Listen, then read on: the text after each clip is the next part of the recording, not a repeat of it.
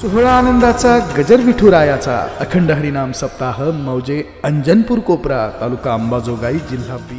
धन्य काळ संत भेटी पायी मिठी पडली तो अभंग तुकोबारायांचा आहे. सर्वांच्या परिचयाचा आहे, सर्वांच्या पाठातला आहे. अभंगाचा अर्थ अत्यंत गोड आहे. या अभंगामध्ये श्री संत तुकोबाराय संत भेटीनंतर जी अनुभूती आली तिचं यथार्थ वर्णन या अभंगामध्ये करतात. मला सांगायला आवडेल आपल्याला, भाग्यवान आहोत मायबाप की आपला जन्म भारत देशामध्ये झाला. भरतखंडी नरदेह प्राप्ती हे तो परम भाग्याची संपत्ती. या भारतामध्ये 7 मोक्षपुरी आहेत, हिमालयासारखा पर्वतराज आहे, 12 ज्योतिर्लिंग सांगितले.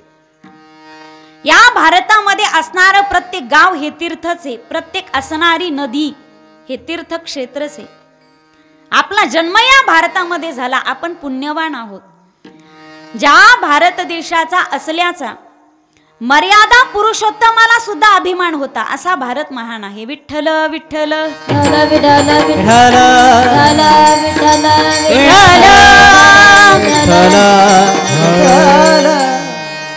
रामायणामध्ये लखनजींनी राम प्रभूला एक रिक्वेस्ट केली होती, फेसबुकची नाही. प्रभू, रावण मेलाय, वहिनी आपल्या हाताला लागल्यात. मग जर जाता जाता लंका पाहून गेलो असतो तर इथल्या कन्स्ट्रक्शन टेक्निकचा आपल्या अयोध्येमध्ये वापर करता आला असता.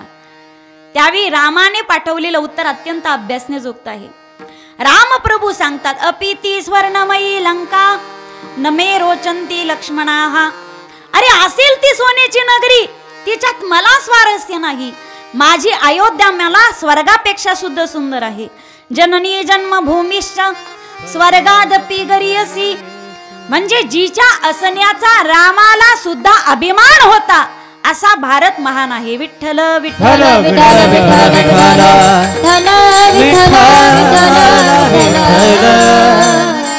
हे जुन्या मंडळी करता झालं. आता नव्या मंडळी करता सांगते, तरुणांकरता.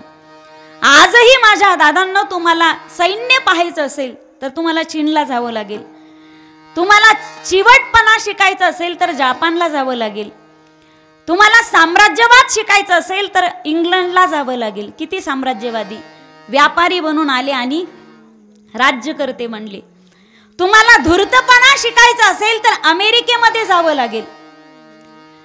आपल्याला फॅशन मध्ये रस असेल तर फ्रान्सला जावं लागेल. सोन्याविषयी जर आवड असेल तर आफ्रिकेला जावं लागेल. पाण्याच्या ऐवजी विहिरीला जर तेल पाहायचं असेल तर अरबस्थानला जावं लागेल. पण तुम्हाला जर चांगली माणसं पाहिजे असतील तर तुम्हाला भारतातच यावं लागेल, कारण भारत हा संतांचा देश आहे. भारत अत्यंत श्रेष्ठ भूमी. आणखी पुढे जाऊन सांगू, कोणी योग करायला तयार नव्हतं बाबा, कोणी योग करायला तयार नव्हतं. आमच्या भारतातले एक साधू बाबा जगभर फिरले तर मुस्लिम सुद्धा ओम म्हणायला लागले. हा भारतीय माणसाचा चमत्कार आहे. एका चांगल्या राष्ट्रपतीच्या मुखातलं वाक्य आहे. ते असं म्हणतात की मी भारतातलं ताजमहल आश्चर्य मानतच नाही. भारतातलं ताजमहल मी आश्चर्य मानतच नाही, तर मी संपूर्ण भारतालाच आश्चर्य मानतो. ज्याचा बाप आयुष्यभर मोगलांची गुलामगिरी करत होता, त्याचा 16 वर्षाचा मुलगा स्वराज्यातील सगळी मुलं एकत्रित करून स्वतःच्या रक्ताचा अभिषेक रोहिडेश्वराच्या पिंडीवरती करून जे ते हिंदवी स्वराज्याची शपथ घेतो, असा मुलगा ज्या भारतात जन्मास येतो ना, तो देश चमत्कारी कसला पाहिजे. त्या भारतामध्ये सुद्धा महाराष्ट्र हे अत्यंत पवित्र सांगितलं. महाराष्ट्र संतांचा देश आहे. आजही मला असं वाटते, तुम्ही अभ्यास केला तर लक्षात येईल, आजही संपूर्ण भारताने महाराष्ट्राला घेरलंय.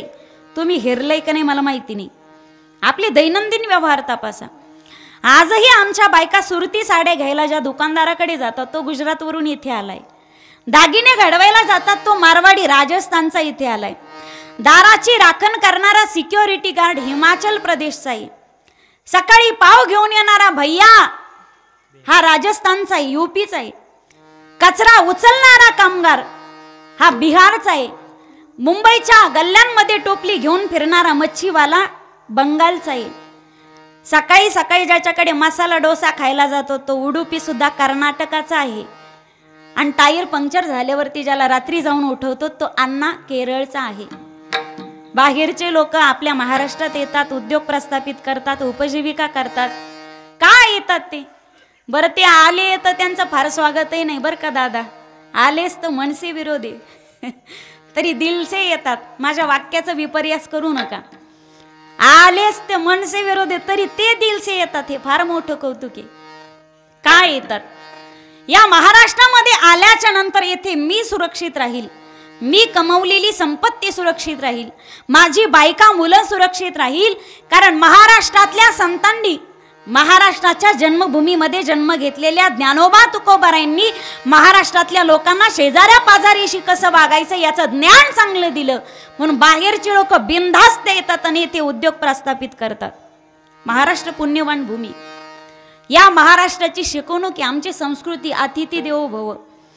अरे शत्रूची सून समोर आली असताना सुद्धा छत्रपतींनी तिच्या सौंदर्याने हाळलं.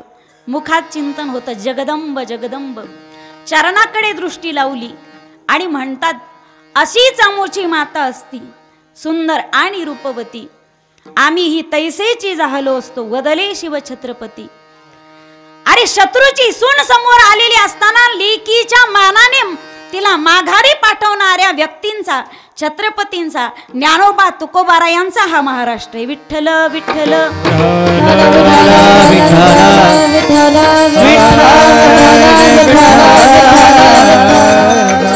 आपल्याला इतर देशांचा विचार कराल तर इतर देशामध्ये संतांनी जन्म घ्यावा असं वाटत असेल तर शेकडो वर्ष वाट पाहावी लागते. आफ्रिकेमध्ये 400 वर्ष गेल्याच्या नंतर एक संत जन्म घेतो.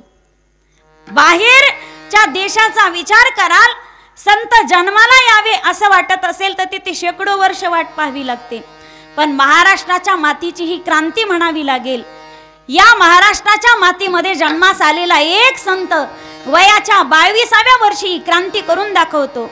मेळविली मांदी वैष्णवांची, मेळविली मांदी वैष्णवांची, मेळविली मांदी वैष्णवांची, मेळविली मांदी.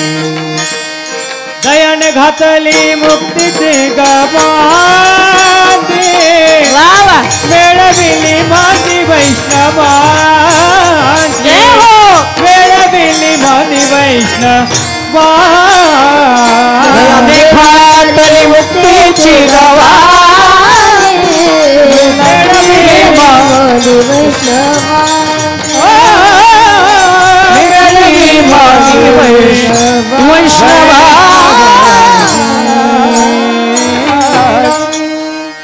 जयाने घातली मुक्तीची गवांदी, मेळविली मांदी वैष्णवाची. महाराज, पृथ्वी निर्माण झाल्यापासून या पृथ्वीवरती माऊली ज्ञानोबारा एवढा संत जन्मास आला नाही अजून. 16व्या वर्षी ज्ञानेश्वरीची उत्पत्ती. ज्ञानेश्वरी सारखा अद्भुत आणि आगाध ग्रंथ या विश्वाच्या पदरामध्ये टाकला. विश्वात्मक देवाकडे फक्त भारतापुरतं पसायदान नाही मागितलं, या विश्वात्मक देवाकडे विश्वाचं पसायदान मागितलं. ज्ञानेश्वरी सारखा अद्भुत ग्रंथ जगाच्या पदरामध्ये टाकला. वय वर्ष 16, 22व्या वर्षी समाधी. 22 वर्षाचं जीवन तरी संजीवनच. आणि वैधव्याचं जीवन नाही जगले बाबा, सौभाग्याचं जीवन जगले. गुरुच्या आधी समाधी. समाधी घेतली. जगाच्या पदरामध्ये ज्ञानेश्वरी सारखा ग्रंथ टाकला. मागे नेदरलँडमध्ये काही वर्षापूर्वी साहित्य परिषद झाली आणि त्या साहित्य परिषदेमध्ये त्यांनी प्रत्येक देशाच्या धर्मग्रंथाचा अभ्यास केला आणि सर्व अभ्यासाअंती ॲनालिसिस केलं आणि जगातील मानवी जीवनाचा सर्वांगाने सांगोपांग विचार करणारा जगातील सर्व श्रेष्ठ ग्रंथ कोणता म्हणून त्यांनी ज्ञानेश्वरीचं नाव डिक्लेअर केलं. ते बायबलचंही डिक्लेअर करू शकत होते, पण ज्ञानेश्वरी जगातील विश्वातील मानवी जीवनाचा सर्वांगाने विचार करणारा ग्रंथ आहे. हा वारकरी संप्रदायाचा सगळ्यात मोठा विजय. मी आणखी सांगेल, अमेरिकेमध्ये अंतराळाचं संशोधन करणारी एक संस्था आहे नासा. त्या नासा संस्थेने आपल्या मुख्य कार्यालयाच्या प्रवेशद्वारावरती माऊली ज्ञानोबारायांचं 9 ओव्यांचं पसायदान इंग्लिशमध्ये ट्रान्सलेट करून लावलं. हा वारकरी संप्रदायाचा सगळ्यात मोठा विजय. आमची ज्ञानेश्वरी सर्वश्रेष्ठ आहे. अरे 16 वर्षाचा तरुण संत ज्ञानेश्वरीमध्ये काय सांगतो. मला असं वाटतं तरुणांनी पाहिलं पाहिजे. आज कम्प्युटर सारख्या तंत्राचा शोध जर ज्ञानेश्वरी मधून लागत असेल, शास्त्रज्ञांचे अनेक शोध जर ज्ञानेश्वरी मधून लागत असतील, तर आजच्या सायन्सच्या विज्ञानवादी लोकांना आणि विद्यार्थ्यांना ज्ञानेश्वरीचं पारायण करायची काय हरकत आहे का? 16 वर्षाचा तरुण संत ज्ञानेश्वरीमध्ये काय सांगतो हे आपल्या तरुणांनी पाहिलं पाहिजे. म्हणजे म्हाताऱ्यांनी ती वाचू नाही असं माझं म्हणणं नाही. त्यांच्याकडे वाचण्याचा तेवढाच प्रकार तोच पर्याय आता शिल्लक आहे. वाचाल तर वाचाल. पण मला असं वाटतंय गड्या की वृद्ध लोकांनी वाचण्याआधी ती तरुणांनी वाचली पाहिजे. जीवनाचं कल्याण झाल्याशिवाय राहणार नाही. विठ्ठल विठ्ठल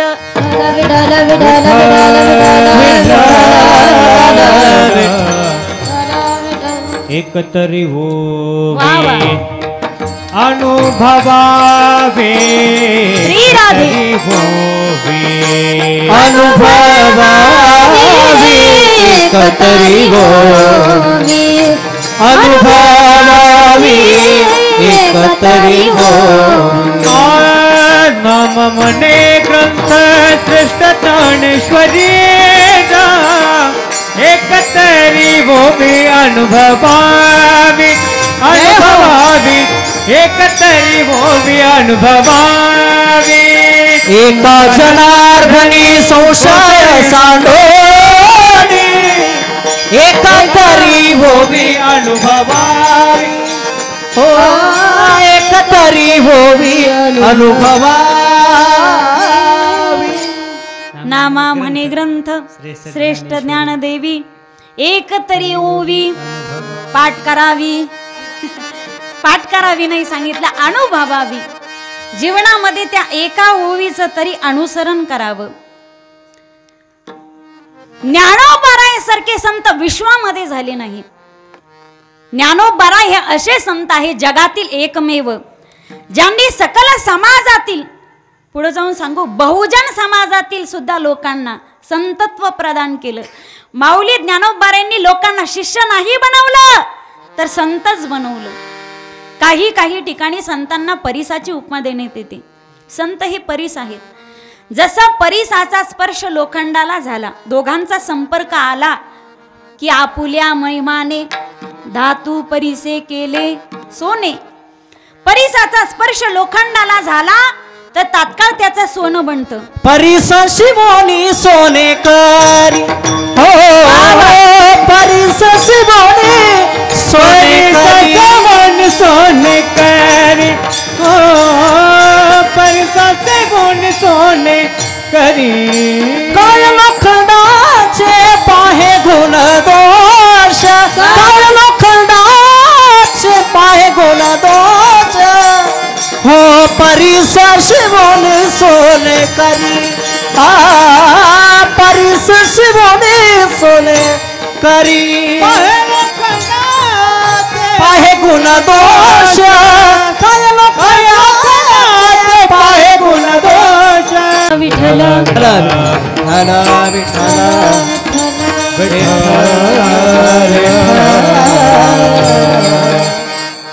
परिसाचा स्पर्श लोखंडाला झाला तर त्या लोखंडाचं परिस सोनं बनवतो. पण त्या परिसाच्या संपर्कामध्ये फक्त लोखंडच आलं तर त्याचं सोनं बनतं. इतर धातूंचं तो सोनं बनवू शकत नाही. पण साधू संताचा स्पर्श, साधू संताची संगत जडाला होऊ द्या, जीवाला होऊ द्या अथवा जड जीवांना होऊ द्या, त्याच्या जीवनाचा उद्धार झाल्याशिवाय राहत नाही. काळ वेळ तयाला नाही काळ वेळ तयाला की नाही काळ वेळ तयाला की नाही काळ वेळ.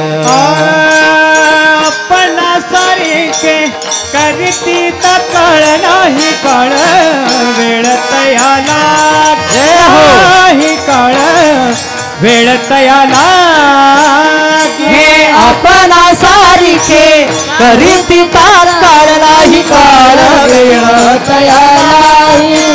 नाही काळ वेळ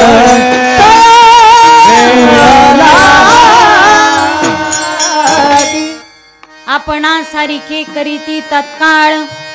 माऊली ज्ञानोबारायांनी आपल्या स्पर्शाने लोकांचा फक्त उद्धारच केला नाही तर स्वतः सारखं बनवलं. जगाच्या पाठीवरती माऊली ज्ञानोबाराय असे संत आहेत की ज्याने आपल्या स्पर्शाने इतरांना फक्त भक्त नाही बनवलं, आपल्या स्पर्शाने फक्त उद्धार नाही केला तर इतरांचा उद्धार करणारे संत बनवलं. माऊली ज्ञानोबाराय असे संत आहे ज्यांनी स्पर्शाने लोखंडाचं फक्त सोनं नाही केलं. परीस लोखंडाचं सोनं करू शकतो पण त्या लोखंडाला परीस बनू शकत नाही. पण संत हे परीसाच्याही पुढचे आहेत. माऊली ज्ञानोबाराय तुकोबारायांनी आपल्या स्पर्शाने लोकांचा फक्त उद्धारच नाही केला तर सगळ्या जगताचा उद्धार करू शकतील असं संतत्व त्यांना बहाल केलं, आपलंच पद देऊन टाकलं. माऊली ज्ञानोबारायांचा स्पर्श एका रेड्याला व्हावा. अरे निर्बुद्ध असणारा रेडा, ज्ञानदेव म्हणे बोल रे ऋग्वेद, ओंकार मूळ शब्द प्रणवाचा. रेड्याच्या मस्तकावरती हात ठेवला तर वेदा, तो रेडा वेदांच्या रुचा बोलू लागला. माऊली ज्ञानोबारायांचा स्पर्श फक्त निर्बुद्ध असणाऱ्या रेड्याला झाला तर रेड्याचा उद्धार झाला असं नाही. आज त्या रेड्याचं सुद्धा मंदिर आहे. रेड्याचा रेडेश्वर करण्याचं सामर्थ्य माऊली ज्ञानोबारायांमध्ये. जशी माऊलींची समाधी तशी रेड्याची सुद्धा समाधी. फक्त रेडा नाही म्हटलं जात, त्याला रेडेश्वर म्हटलं जातं. आणखी पुढे जाऊन सांगू बाबा, आळंदी जर पूर्ण पीठ असेल तर रेडेश्वराचं आळ अर्ध पीठ आहे. आळ आळंदी. माऊली ज्ञानोबारायांनी फक्त सोनं नाही केलं तर परीस बनवून ठेवलं. आमच्या सारखे दगड त्या ठिकाणी जातात आणि उद्धार करून घेतात. अरे एका रेड्याच्या समोर आपण नतमस्तक होतो का? जीवनामध्ये सतसंगती झाली, माऊली ज्ञानोबारायांची कृपा झाली. माऊली ज्ञानोबारायांनी ज्या खांबाला टेकून ज्ञानेश्वरी लिहिली, आज त्या खांबाचंही मंदिर व्हावं. हा जड आणि निर्जीव गोष्टींचा उद्धारी. आज या जगतामध्ये तुम्ही मंदिराचे खांब अनेक राष्ट्रांमध्ये पाहिले असतील गड्या. या विश्वामध्ये तुम्ही मंदिराचे खांब अनेक देशांमध्ये पाहिले असतील, पण खांबासाठी मंदिर ज्या राष्ट्रामध्ये बांधलं जातं त्या राष्ट्राला महाराष्ट्र म्हणतात. आपल्या स्पर्शाने जड जीवांचा नाही तर जड वस्तूंचा सुद्धा उद्धार झाला.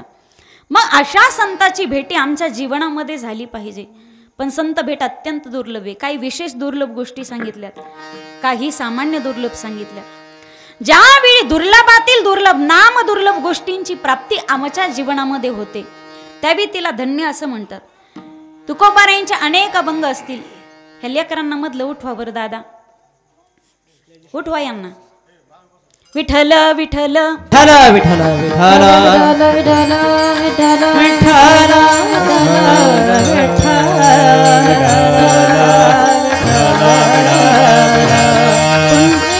पुंडलीक वरदा हरी विठ्ठल श्री ज्ञानदेव पंढरीनाथ महाराज की जय. विठ्ठल विठ्ठल विठ्ठल. तुकोबाराचे अनेक अभंग असतील. तुकोबारांनी काही ठिकाणी संचिताला धन्यता दिली. धन्य मी मानीन आपुले संचित, राहिली से प्रीत तुझे नामी. काही ठिकाणी धन्यता माय बापाला दिली. धन्यवा माता पिता तयाची या. वेगवेगळ्या ठिकाणी तुकोबारांनी कालानुरूप वस्तूनुरूप त्या त्या ठिकाणी धन्यतेचा विषय बदलला. या अभंगामध्ये तुकोबाराय काळाला धन्यता देतात, ज्या काळामध्ये त्यांना संत भेट झाली. मी सांगितलं आपल्याला जीवनामध्ये काही गोष्टी सामान्य दुर्लभ आहेत, काही गोष्टी विशेष दुर्लभ आहेत. सामान्य गोष्टीची यादी सांगितली. मानुषम वरवंश जन्म विभवहा दीर्घायु आरोग्यता सन्मित्रम सुश्रुता सतीही प्रियतमा भक्तिश्च नारायणी विद्वत्वम सुजनत्वम इंद्रिय निग्रह सत्पाप त्रिदानमृती एतत्त्रयोदशा गुणाः संसारी ना दुर्लभः विठ्ठल विठ्ठल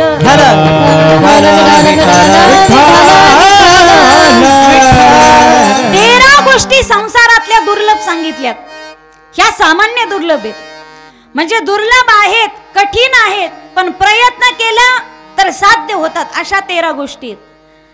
पण दुर्लभातील दुर्लभ नाम दुर्लभ अशा 3 गोष्टी सांगितल्यात. पूज्यपाद श्री शंकराचार्य त्या गोष्टींची यादी सांगतात. मनुष्य जन्म मिळणं अतिशय दुर्लभ आहे. मुमुक्षुत्व ही अवस्था अत्यंत दुर्लभ आहे आणि संत भेट जीवनामध्ये अत्यंत दुर्लभ आहे. चंद्रामृत सुखे सेववेर चंद्र अमृत सुखे सेववेर अस्ता जाता रवी धरमेर अस्ता जाता रवी धरमेर बाह्य हेळा सागर तरवे बाहे हेळा सागर तरवे परित्या साधूची भेटी न होई लगा न होई लगा साधूची न भेटी होई लगा परित्या साधूची भेटी न होई लगा न होई परित्या साधूची न भेटी होई लगा न होई होय से कैसी यारी भेटती ते साधू कैसी यारी भेटती ते साधू ऐसे कैसी आने भेटती न साधू कैसी आने भेटती न साधू चंद्रामृत सुखे सेववेल. पण हा प्रमाण आपण थोडस पुढे विचार करू. मला तिकडे यायचंच होतं. दुर्लभम त्रयमेवैत देवानुग्रह हेतुकम मनुष्यत्वम मुमुक्षुत्वम महापुरुष संशय. 3 गोष्टी अत्यंत दुर्लभ आहेत. पहिली गोष्ट मनुष्य देह. पुनर्वित्तम पुनर्मित्रम पुनर्भार्या पुनर्मही एतत् सर्वम पुनर्लभ्यम न शरीरम पुनः पुनः. बाकीच्या गोष्टी पुन्हा मिळवता येतील पण न शरीरम पुनः पुनः. पावला हा देह काकताली न्याय न घडे ती उपाय घडू आले. मनुष्य देह मिळणं अत्यंत दुर्लभ गोष्ट आहे मायबाप. पण तुम्हाला आम्हाला भेटला ना हे आपलं परम भाग्य. भगवान परमात्म्याने इतर योनी निर्माण केल्या त्यात त्याने आपल्याला माणूस बनवून पाठवलं. हा भगवंताचा आपल्यावरती पहिला उपकार आहे. हा एकदा मिळालाय ना याच्यामध्ये इतकं चांगलं वागायचं गड्या पुन्हा येईन नाही. आता मिळायला नाही याच्यात नीट राहीन. पुन्हा आता मिळो की नाही मिळो याच्यामध्ये एवढं चांगलं जगायचंय. एवढं चांगलं जीवन जगा गड्या. जियो तो ऐसा जियो कि तुम्हारे जीने से हजारों जिए. जियो तो ऐसा जियो कि तुम्हारे जीने से हजारों जिए वरना जीना भी क्या उसी का नाम है. अरे दूसरों के जख्मों पर तो कौवे भी पेट भरते. असं जगावं की आपल्याकडे पाहून हजारो लोकांना जगण्याची प्रेरणा भेटली पाहिजे. एखादा आत्महत्या करायला जरी चालला ना त्याला वाटलं पाहिजे बाबा आत्महत्या करणं पाप. अरे काय जीवन आहे माणसाने जगलं पाहिजे. आनंद या जीवनाचा सुगंध परी दरवळावा. आनंद या जीवनाचा सुगंध परी दरवळावा. पाव्यातला सूर जैसा ओठातून ओघळावा. भिजुनी स्वतः चंदनाने दुसऱ्या समदुगंध द्यावा. आनंद या जीवनाचा सुगंध परी दरवळावा. आनंद या जीवनाचा सुगंध परी दरवळावा. जीवन कसं जगायचं गडे हे आपण आपलं ठरवायचं असतं. ते हसत हसत जगायचं की इतरांना हसवत हसवत जगायचं. ते रडत रडत जगायचं का दुसऱ्यांना रडवत रडवत जगायचं. जीवन कसं जगायचं हे आपलं आपण ठरवायचं असतं. मायबाप आयुष्य हा एक जुगार आहे, जुगार. जसं पत्ते खेळणाऱ्याला माहिती नसतं कोणतं पान माझ्या हातात येणार आहे, पण किती खराब पान येऊ द्या गड्या, त्या खराब पानावर तर सुद्धा जो बाजी मारतो आणि डाव जिंकतो ना, तोच खरा पत्ते खेळणारा असतो. आयुष्य हा एक जुगार आहे. उद्या संध्याकाळपर्यंत आपल्या आयुष्यामध्ये कोणतं दुःखाचं पान येणार आहे काही सांगता येतं का? पण किती जीवनामध्ये दुःख येऊ द्या गड्या, त्या दुःखावरती मात करून जो भगवान परमात्म्याचं चिंतन करतो ना, तोच खरा आयुष्याचा जुगारी ठरतो. जिंदगी में इतनी भी गलतियां मत करना कि दुरुस्त करते करते रबर घिस जाए. जिंदगी में इतनी भी गलतियां मत करो कि दुरुस्त करते करते रबर घिस जाए, और रबर को भी इतना मत घिसो कि घिसते घिसते कागद फट जाए. जीवनामध्ये भगवान परमात्मा धक्का देत असतो. काही गाड्या चावीनं सुरू होतात, काही धक्क्याने सुरू होतात. काही गाड्यांचं अख्खं आयुष्य धक्का खाण्यात जातं तरी त्या स्टार्टच होत नाही. कुठल्या धक्क्यानं स्टार्ट व्हायचं हे आपण आपलं ठरवायचं असतं गड्या. जीवन म्हणजे काय? सुख आणि दुःख याचा सुरेख संगम म्हणजे जीवन. विठ्ठल विठ्ठल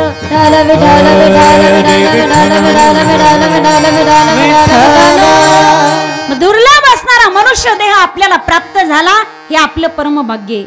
देवाने इतर योनी निर्माण केल्या, त्यात आपल्याला निर्माण केलं. मनुष्य देह दुर्लभ आहे. दुसरी गोष्ट सांगितली मुमुक्षुत्व. मुमुक्षुत्व अवस्था अत्यंत दुर्लभ आहे. आता जन्माला सगळेच येतात, देवाने सगळेच माणसं म्हणून पाठवलेत, पण सगळ्यांचं जगणं माणसासारखं नसतं. सगळेच माणूस म्हणून जगतात का? काही काही वेळा लोक म्हणतात बाबा आओ कुत्र तरी बरं आहे. मला असं वाटतंय जनावरांना मध्ये घालणं, जनावराच्या पदव्या याला देणं म्हणजे जनावराचा अपमान आहे. मायबाप जनावर कधी त्यांचा धर्म सोडत नाही. किसी के काम जो आए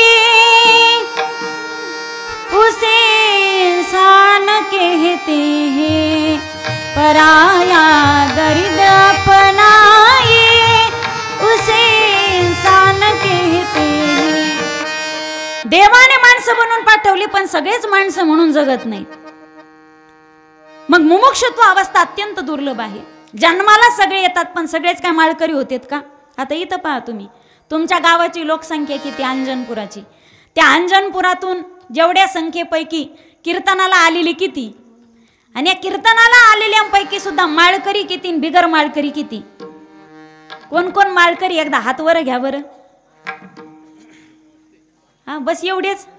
बाकीचे माळकरी किती, याच्यात बिगर माळकरी किती? काही बिचारे हात वरती गेलेला असतात. त्या माळकऱ्यांमध्ये सुद्धा परमानंट माळकरी किती, टेम्पररी माळकरी किती? परमानंट म्हणजे कायम हाडाची माळकरी, आणि टेम्पररी म्हणजे इलेक्शन पिरियड आला की काढली. विठ्ठल विठ्ठल विठ्ठल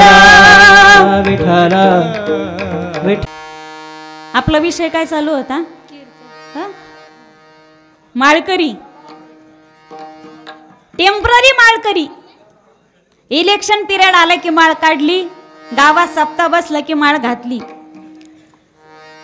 माळकरी अत्यंत दुर्लभ आहे. परमार्थाला सगळेच लागतात, पण मनुष्याणाम सहस्रीषु कश्चित् यतति सिद्धये यततामपि सिद्धानाम कश्चिन् मां व्यक्ती तत्वतः.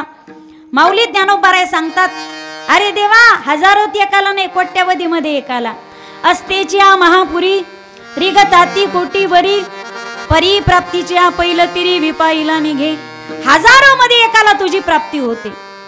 मग परमार्थाला लागून परमार्थाचे चटके सोसून सोसून जो मोक्षाच्या रेषेवरती आलाय, मोक्ष रेखे आला, भाग्य विनटला, साधूचा अंकिला हरिभक्त, असा मुमुक्षु जीवनामध्ये दुर्लभ आहे. आणि मुमुक्षु अवस्था प्राप्त होऊन त्याला साधू संताची भेट होणं ही अत्यंत दुर्लभ गोष्ट आहे. किती दुर्लभ आहे? महाराजांनी मागाशी प्रमाण दिलं. चंद्रामृत सुखे सेववेल, आस्था जाता रवी धरवेल, बाह्य हेळा सागर तरवेल, परित्या साधूची भेटीन होईल गा. व्याघ्रसिंहाचे दूध जोडे, शेखे चंद्रामृत हातासडे, परी हरिप्रियाची भेटी नातुडे. हे दुर्लभ भाग्य गाडे मनुष्या. शरद पौर्णिमेला म्हणजे कोजागिरीच्या दिवशी चंद्र अमृताचा वर्षाव करतो. चकोर नावाचा पक्षी ते अमृत प्राशन करतो. सामान्य व्यक्तीला ते सहज शक्य होत नाही. पण महाराज सांगतात की प्रयत्नाअंती तुम्ही तेही प्राशन करू शकता चंद्रामृत. पण साधू संताची भेट प्रयत्नाने प्राप्त होणारी गोष्ट नाही. तुम्ही वाघाचं सिंहाचं दूध काढू शकतात, शेळीचं नाही बरं का, शेळीचं नाही, वाघाचं सिंहाचं दूधही काढू शकतात. या भारत देशामध्ये छत्रपती शिवरायांसारखे काही पराक्रमी पुरुष होऊन गेले की ज्यांनी वाघिणीचं दूध सुद्धा काढलं. याला इतिहास साक्षीदार आहे.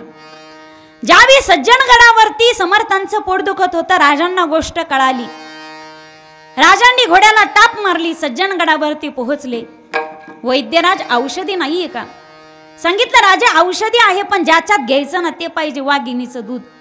राजांनी सांगितलं काय चिंता करता तुम्ही वैद्यराज, तुम्ही फक्त औषधी तयार ठेवा, वाघिणीच्या दुधाची व्यवस्था मी करतो.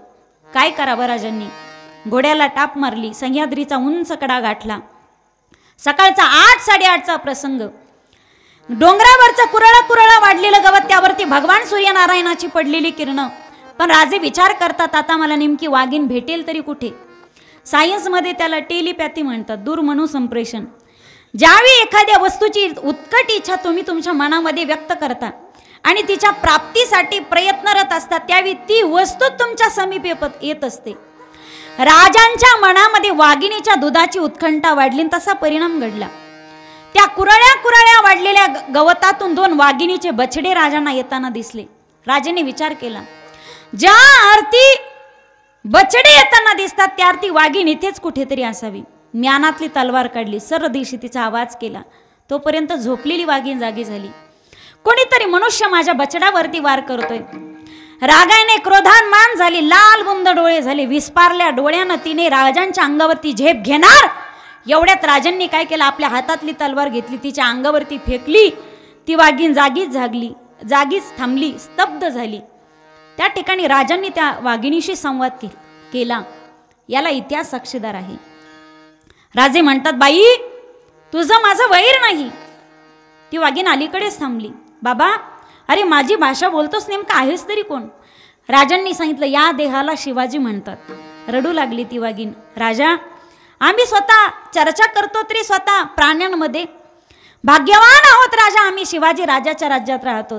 राजा माझं भाग्य आज उदयाला आलं रे. तो राजा आज मी माझ्या दृष्टीने पाहते. बोल राजा काय सेवा करू? आज तू माझ्या घरी आलास, काम तसं मोठं नाही बाई, माझ्या श्रीगुरूंचं पोट दुखतंय, औषधी घेण्यासाठी मला तुझं दूध हवंय. मग पुन्हा रडू लागली ती वाघीण. राजा तू सुवर्ण पात्र आणलंयस का? अरे हो मी घेऊन आलोय. मला माहिती तुझं दूध एवढं तीक्ष्ण आहे, एवढं धारदार आहे की इतर धातूंच्या पात्यांना छिद्र पाडून ते जमिनीमध्ये निघून जातं. घेऊन आलोय मी. राजा माझ्या जीवनामध्ये कमतरता आहे रे.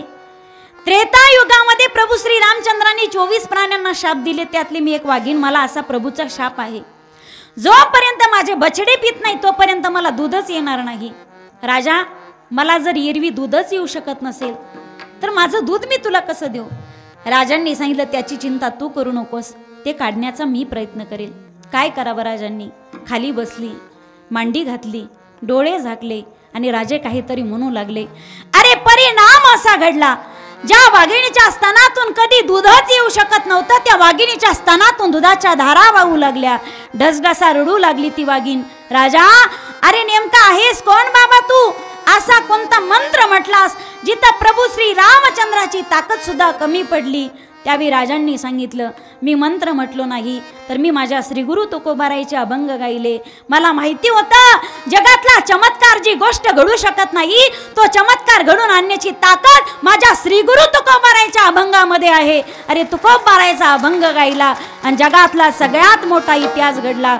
हा अभंग त्या ठिकाणी गायलाय. राम तुका राम दो नाम एक अंग, उनका से तू भंग गया, इनका से तू अभंग. मला हे सांगायचंय. सोहळा आनंदाचा गजर विठुरायाचा अखंड हरिनाम सप्ताह मौजे अंजनपूर कोपरा, तालुका अंबाजोगाई, जिल्हा बीड.